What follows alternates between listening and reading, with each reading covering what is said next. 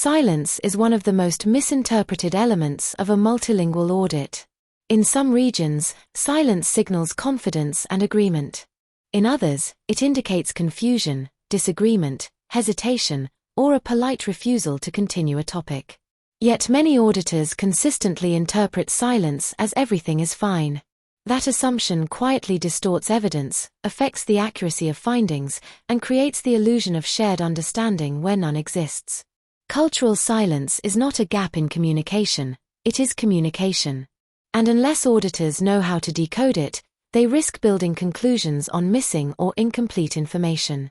Why silence is not universal? Silence plays a different role in each cultural system. 1. Silence as respect. In some cultures, silence shows that the listener is paying close attention, especially with senior staff or external auditors. The absence of questions may actually be a sign of high formality. 2. Silence as uncertainty. In other environments, silence appears when the interviewee is unsure of the correct answer but doesn't want to lose face, admit confusion, or contradict a senior colleague. 3. Silence as conflict avoidance.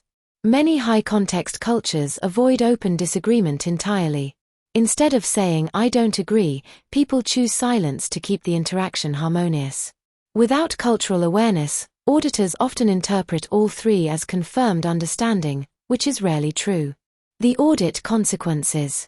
When silence is read incorrectly, auditors may assume comprehension when comprehension is missing, close an interview too early, move on without clarifying key process steps, record incomplete or inaccurate evidence, overlook issues that the auditee did not feel comfortable raising, misjudge the effectiveness of training or communication systems.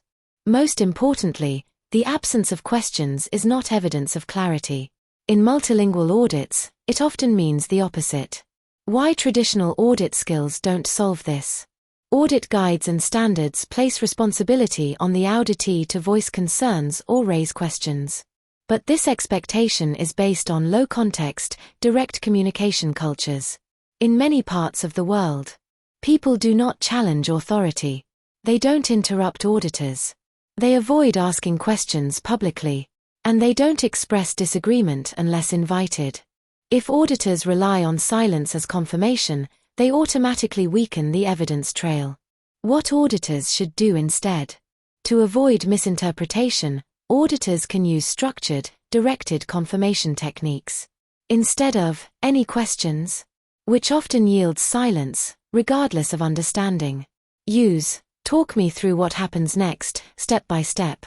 Or "can you explain this process back to me in your own words?" These responses reveal clarity, confusion, gaps, and hidden assumptions, without relying on the auditee's willingness to speak first. The insight. Silence isn't a passive state. It's an active cultural signal with multiple meanings.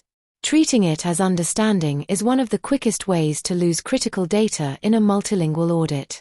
Hidden risk number 3 reminds us that effective global auditing depends not just on the questions we ask, but on the meanings we assign to what isn't said.